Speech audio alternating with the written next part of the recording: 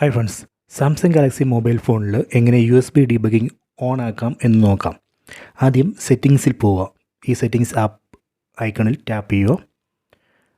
എന്നിട്ട് താഴോട്ട് പോയിട്ട് ഇവിടെ എബൌട്ട് ഫോൺ കാണാം, ഇവിടെ ടാപ്പ് ചെയ്യുക.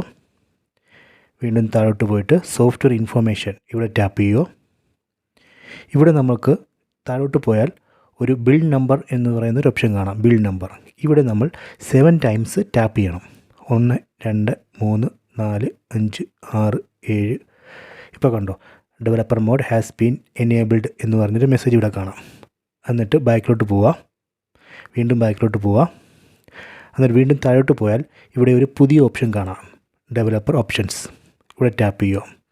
ഇവിടെ നമുക്ക് ലിസ്റ്റ് ഓഫ് ഡെവലപ്പർ ഓപ്ഷൻസ് കാണാം, കുറേ ഓപ്ഷൻസ് കാണാം. നമുക്ക് വേണ്ടുന്ന ഓപ്ഷൻ ഇവിടെ നിന്നും എനേബിളോ ഡിസേബിളോ ചെയ്യാം. എക്സാമ്പിളായിട്ട് USB ഡീബഗിങ് കണ്ടോ. ഇപ്പോൾ USB ഡീബഗിങ് എന്ന് പറയുന്ന മോഡ് ഓൺ ആക്കണമെങ്കിൽ ഇവിടെ ടാപ്പ് ചെയ്ത് എനേബിൾ ചെയ്യാം. ഇങ്ങനെ നമുക്ക് USB ഡീബഗിങ് മോഡ് ഓൺ ആക്കാം.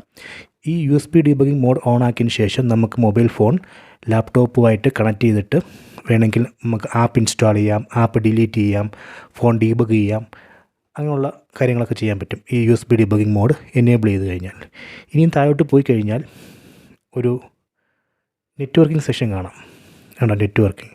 ഈ നെറ്റ്വർക്കിംഗ് സെക്ഷനിൽ നമുക്ക് ഡീഫോൾട്ട് USB കോൺഫിഗറേഷൻ എന്ന് പറയുന്ന ഒരു ഓപ്ഷൻ കാണാം. ഇവിടെ ടാപ്പ് ചെയ്ത് കഴിഞ്ഞാൽ ഇവിടെ കുറേ ഓപ്ഷൻസ് കാണാം. Transferring files, USB tethering, MIDI, transferring images, charging phone ഉള്ളി.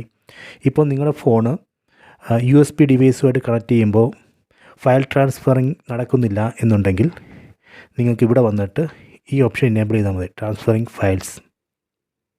ഇനി അതുപോലെ USB ടെതറിങ് വർക്ക് ചെയ്യുന്നില്ലെങ്കിൽ ഇവിടെ ടാപ്പ് ചെയ്ത് USB ടെതറിങ് ഓൺ ആക്കാം. സോ ഇങ്ങനെയുള്ള കാര്യങ്ങൾ ചെയ്യാം. USB ഡീബഗിങ് ഓൺ ആക്കാം, അതുപോലെ തന്നെ USB കോൺഫിഗറേഷൻ ചേഞ്ച് ചെയ്യാം. ഇങ്ങനെ നമുക്ക് USB ഡീബഗിങ് എനേബിളും ഡിസേബിളും ചെയ്യാം. നിങ്ങളിത് ട്രൈ ചെയ്യുക. ഈ വീഡിയോ ഇഷ്ടപ്പെട്ടു എന്ന് കരുതുന്നു. ഇഷ്ടപ്പെട്ടെങ്കിൽ ലൈക്കും സബ്സ്ക്രൈബും ചെയ്യുക.